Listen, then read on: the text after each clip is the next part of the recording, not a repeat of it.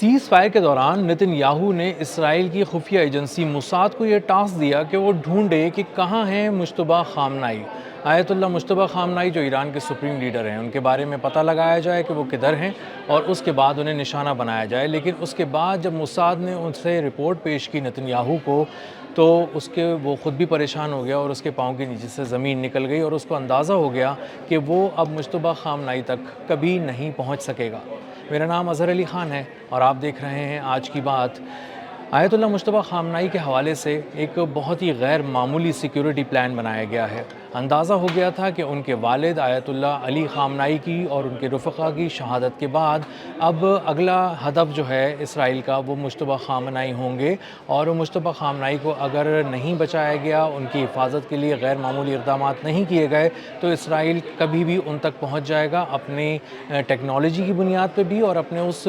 Human espionage network की बुनियाद पे भी जो उसने ईरान के अंदर बिछाया हुआ है और पूरी दुनिया के अंदर वो एस्पियोनाज का उसका जो नेटवर्क है वो बहुत ही सरगर्म है। इसके लिए ईरानी पासदाराने इनकलाब ने सबसे पहले ये काम किया कि उनको अपनी तहवील में लिया, उनको अपनी हिफाजत में लिया और वहाँ से उन्हें गायब कर दिया और पब्लिक अपीयरेंस उनकी बिल्कुल बंद कर दी। यहाँ तक कि उनकी आवाज़ तक नहीं सुनाई दी गई इस पूरे अरसे के दौरान। और उसके बाद यही बताया गया कि वो खैरियत से हैं, इससे आगे कुछ नहीं बताया गया। लेकिन जो दुश्मन थे वो ये अफवाहें उड़ाते रहे कि मुश्तबा खामनाई जो हैं वो बहुत बुरी तरह ज़ख्मी हैं और शायद वो इस दुनिया में भी नहीं रहे। लेकिन ये सब अफवाहें दम तोड़ गईं जब बताया गया ईरानी पासदाराने इनकलाब की जानिब से कि मुश्तबा खामनाई बिल्कुल ठीक हैं और वो खैरियत से हैं, उनका कुछ इलाज हुआ है कहीं पर और वो ईरान में ही मुकीम हैं और बहुत ही ख़ास लोगों को उन तक जाने की इजाज़त है और उनसे मुलाकात की इजाज़त है। अब मुश्तबा खामनाई की हिफाजत के लिए जो तरीक़ाकार अपनाया गया वो बहुत ही सोफिस्टिकेटेड और बहुत ही मॉडर्न है। हालांकि वो सिंप्लिसिटी है उसमें, लेकिन वो बहुत ही मॉडर्न है। उस मॉडर्नाइजेशन के अंदर ये है कि वो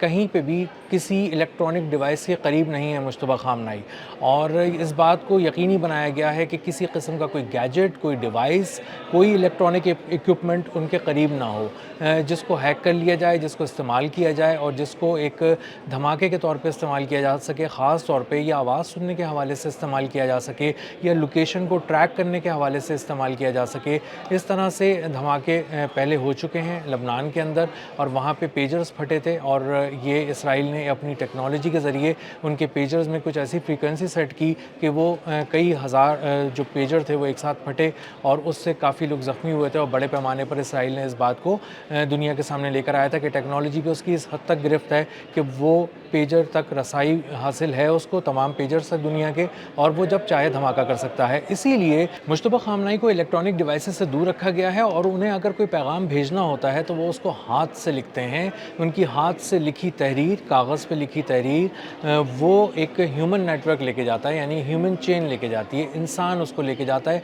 इंतहाई काबिल एतमाद जो उनके साथी हैं, जो उनके करीब हैं, वही उस ख़त को लेकर जाते हैं, जिसके नाम होता है उसके पास लेके जाते हैं, उसको पढ़वाते हैं और उसके बाद वो ख़त वापस लेकर आते हैं। जो भी उसका जवाब होता है लिखवा कर लाते हैं। इसके दरमियान में कोई किसी किस्म का मोबाइल फ़ोन नहीं है, किसी किस्म की डिवाइसेस नहीं है, किसी किस्म का सोशल मीडिया नहीं है और कोई ऐसी चीज़ नहीं है जिसके ज़रिए कोई भी आर्टिफिशियल इंटेलिजेंस के ज़रिए उन्हें ट्रैक कर ले। क्योंकि एक तरफ पहले भी ईरान इस तरह की बहुत ही नाकाबिल तलाफ़ी नुकसान उठा चुका है। उनके वालिद की शहादत की सूरत में वो और उनके जो उनके वालिद थे आयतुल्ला अली खामनाई और उनके रफ़क़ा जो थे वो एक आर्टिफिशियल इंटेलिजेंस नेटवर्क के तहत जो है उनकी सर्विलेंस की गई, उन पर बहुत कड़ी निगरानी की गई। इस हद तक कि उनसे मिलने के लिए आने वाले लोगों को के चेहरे, उनकी गाड़ियाँ, उनकी नंबर प्लेट, वो किन सिग्नल से गुज़रते हैं, वो सिग्नल्स कौन कौन से सिग्नल्स को बाईपास करते हैं, कौन कौन से रास्ते बदलते हैं, ये 1 डेढ़ 2 साल की बहुत ही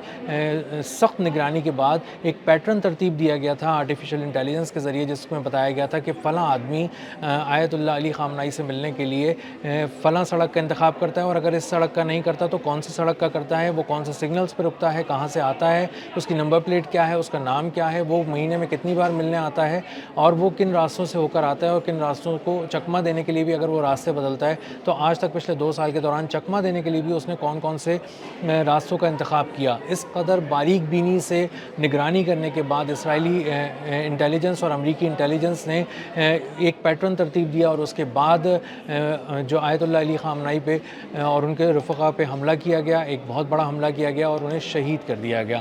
ان سب جو ماضی کے تلخ تجربات ہیں ان کو سامنے رکھتے ہوئے ایرانی پاسداران انقلاب نے اس بات کو یقینی بنایا ہے کہ آیت اللہ مجتبیٰ خامنائی جو ہیں ان تک کسی قسم کی ان کے قریب کوئی ڈیوائس نہ ہو، کسی قسم کا کوئی الیکٹرانک اکوپمنٹ ان کے قریب نہ ہو جس کو ہیک کیا جا سکتا ہو، جس کو پڑھا جا سکتا ہو، جس کو استعمال ان کی لوکیشن معلوم کی جا سکتی ہو. اسی طرح جو ان کے ارد گرد جو ان کے ساتھی ہیں وہ انتہائی قابل اعتماد ہیں. صرف وہ کسی اونچی سطح کے لوگ نہیں ہیں ایرانی پاسداران انقلاب کے، بلکہ انتہائی وفادار اور قابل اعتماد ساتھی ہیں اور صرف انہی کو اجازت ہے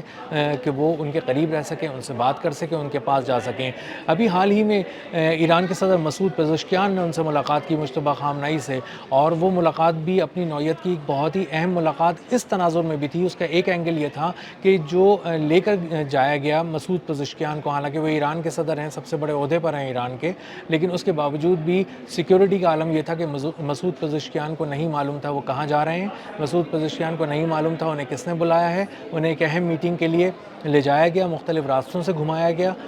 ایک خاص مقام پہ پہنچایا گیا. کہاں پہنچایا گیا وہ کہیں نہیں بتایا گیا کہ وہ مقام کہاں تھا. وہ ایک سیکرٹ لوکیشن تھی، وہ ایک خفیہ مقام تھا. وہاں لے جا کر ان سے ملاقات کرائی گئی مجتبیٰ خامنائی سے، اور وہ 2.5 گھنٹے طویل ملاقات تھی جس میں مجتبیٰ خامنائی نے تمام سیکیورٹی امور کا جائزہ لیا، ان سے بریفنگ لی، انٹرنل سیکیورٹی کی صورتحال کہ ملک میں کیا صورتحال ہے، ملک پر درپیش جو سیکیورٹی چیلنجز تھے، باہر سے دشمن کیا سوچ رہا ہے، دشمن کیا کر رہا ہے، دشمن کس طرح کی پلاننگ کر رہا ہے ایران کے خلاف. یہ ساری باتیں اس میٹنگ میں ڈسکس ہوئیں. اور اس 2.5 گھنٹے کی اہم ملاقات کے بعد مسعود پزشکیان کو اچانک ہی باہر نہیں لایا گیا، بلکہ ان کو ایک خاص پروٹوکول کے تحت باہر لایا گیا. بہت ساری ایک جیسی گاڑیاں تھیں، بہت سارے راستوں پہ وہ ایک ساتھ محو سفر تھیں، اور بہت سارے راستوں میں انہیں گھمایا پھرایا گیا ان گاڑیوں کو، اور یہ شناخت مٹا دی گئی کہ کس گاڑی میں مسعود پزشکیان ہیں. اور اس کے بعد ایک ہی طرح کے بہت سارے پروٹوکولز بنا کر مختلف جگہوں سے گھمانے کے بعد ان کو ایک خاص مقام پر لے جایا گیا جہاں پر انہیں بحفاظت پہنچایا جانا تھا. تو دشمن جب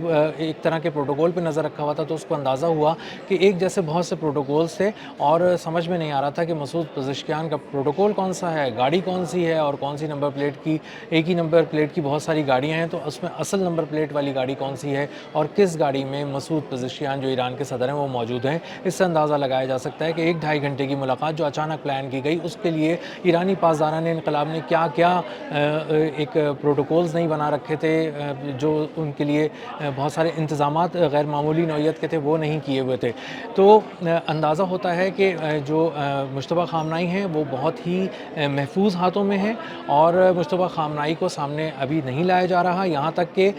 نوروز کے موقع پر بھی موساد نے بہت ہی خفیہ طریقے سے ان کو ٹریک کرنے کی کوشش کی کہ شاید ان کی آواز کہیں سے سنائی دے، شاید اب اس آواز کے کسی طرح کے کرٹیکل انالیسس سے یہ اندازہ ہو سکے کہ وہ کس مقام کی ہے، کہاں پہ ہو سکتی ہے، اور اس سے ان کی صحت کا اندازہ بھی ہو سکے. لیکن کسی طرح کی آواز بھی نہیں سنی گئی. ایک تحریری میسج تھا، ایک تحریری پیغام تھا جو قوم کے نام نوروز پہ آ گیا اور وہ ایرانی قوم کو پڑھ کر سنا دیا گیا. تو اس وقت جو مجتبیٰ خامنائی ہیں ان کی نگرانی موساد مسلسل کر رہی تھی، سیٹلائٹ کے ذریعے بھی، مصنوعی ذہانت کے ذریعے بھی، آرٹیفیشل انٹیلیجنس کے مختلف ٹولز کے ذریعے، اور مختلف انداز سے جو اس کے جو روایتی انداز ہوتے ہیں اور جو غیر روایتی انداز ہوتے ہیں، جو جدید انداز ہوتے ہیں، ان سب کو آزمایا گیا. لیکن اندازہ یہ ہوا کہ وہ اس وقت بالکل گرفت میں نہیں آ سکتے، کیونکہ وہ کسی الیکٹرانک ڈیوائس کے پاس نہیں ہیں اور اپنی کسی طرح کی بھی ڈیجیٹل کمیونیکیشن سے جڑے ہوئے نہیں ہیں، اور وہ اس وقت بھی جو ہے وہ پرانے زمانے کی کمیونیکیشن کر رہے ہیں تاکہ وہ محفوظ رہ سکیں. جب یہ رپورٹ نتن یاہو کو جمع کرائی موساد نے اور بتایا کہ ہم ناکام ہو چکے ہیں ان کو ڈھونڈنے میں، نشانہ بنانا تو بہت دور کی بات ہے، ہم ان کو ڈھونڈ بھی نہیں سکے مجتبیٰ خامنائی خامنائی کو تو نتن یاہو نے بہت ناراضی کا اظہار کیا اور اپنا سر پیٹا اور اس نے کہا کہ میں مسلسل کوششوں میں ہوں کہ کسی طرح مجھے ایک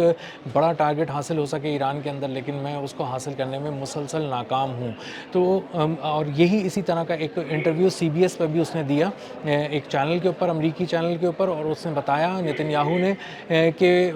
اس کا خیال ہے کہ مجتبیٰ خامنائی زندہ ہیں اور اس کا خیال ہے کہ وہ شاید ٹھیک ہیں، ان کی حالت کے بارے میں بھی وہ کچھ نہیں جانتا، ان کے مقام کے بارے میں بھی کچھ نہیں جانتا، شاید وہ کہیں انڈر گراؤنڈ ہیں، شاید وہ کسی خفیہ مقام پہ ان کو رکھا گیا ہے۔ یقینی طور پہ مجتبیٰ خامنائی کو ایک خفیہ مقام پہ رکھا گیا ہے، محفوظ مقام پہ رکھا گیا ہے، وہ اپنے انتہائی قابل اعتماد اور وفادار ساتھیوں کے جھرمٹ میں ہیں اور کسی اور کو ان تک ان کے قریب جانے کی اجازت نہیں ہے، اور جو کچھ بھی وہ کمیونیکیٹ کر رہے ہیں اس وقت وہ فورسز کو لیڈ کر رہے ہیں، ایران کو لیڈ کر رہے ہیں، اور جس کے نام بھی وہ پیغام بھیجتے ہیں ہاتھ سے لکھ کر بھیجتے ہیں، اور ایک انسان وہ پیغام لے کر پہلے کئی مختلف جگہوں کا سفر کرتا ہے اور اس کے بعد وہ مقام پہ پہنچتا ہے، کہیں پہ بھی سیدھا نہیں جاتا کہ کہیں اس کو کسی طرح سے اس کا پیچھا نہ کیا جائے، اس کو ٹریک نہ کر لیا جائے۔ اسی طرح جب وہ پیغام واپس مجتبیٰ خامنائی تک جواب کی صورت میں لے کر آتا ہے تو وہ بھی فوراً اور سیدھا سفر کر کے نہیں آتا، جلیبی کی طرح گھومتا پھرتا رہتا ہے، مختلف جگہوں پہ جاتا ہے اور اس کے بعد کسی ایک مقام پہ پہنچتا ہے جہاں پہ اس کو معلوم ہے کہ وہاں پہ مجتبیٰ خامنائی ہیں، اور بہت سارے سیکیورٹی کلیئرنس سے گزرنے کے بعد اس کو یہ اجازت ملتی ہے کہ وہ مجتبیٰ خامنائی کے قریب پہنچ سکے۔ تو مجتبیٰ خامنائی جو ہیں ان کو ٹریک کرنے میں، ان کو نشانہ بنانے میں اسرائیل کی موساد اس کے باوجود ناکام ہو گئی کہ وہ خلاؤں میں جا کر اپنی سیٹلائٹ کے ذریعے دیکھ رہی تھی، وہ زمین کو کھنگال رہی تھی، زمین کو الٹا پلٹا رہی تھی، لیکن وہ مجتبیٰ خامنائی تک نہیں پہنچ سکی، اور آخر میں نتن یاہو کو یہ رپورٹ دی گئی کہ وہ ان کو وہاں تک پہنچنے میں اور ان کو نشانہ بنانے میں ناکام ہو گئی ہے، اور اس کی وجہ یہی ہے کہ ایران نے ایک غیر معمولی حکمت عملی ترتیب دی ہے، اور وہ پرانے دور کی حکمت عملی نئے دور کی حکمت عملی پہ غالب آ گئی ہے، اور وہ جو روایتی سی ایک حکمت عملی ہے ہاتھ سے لکھنے کی، وہ اس نے مصنوعی ذہانت کو، آرٹیفیشل انٹیلیجنس کو، اور وہ بھی اسرائیل کے آرٹیفیشل انٹیلیجنس کے لیول کو شکست دے دی ہے۔ اب تک کے لیے اتنا ہی، ملتے ہیں اگلے ولاگ میں کسی نئے خبر، نئے تجزیے اور نئے زاویے کے ساتھ۔ اللہ حافظ۔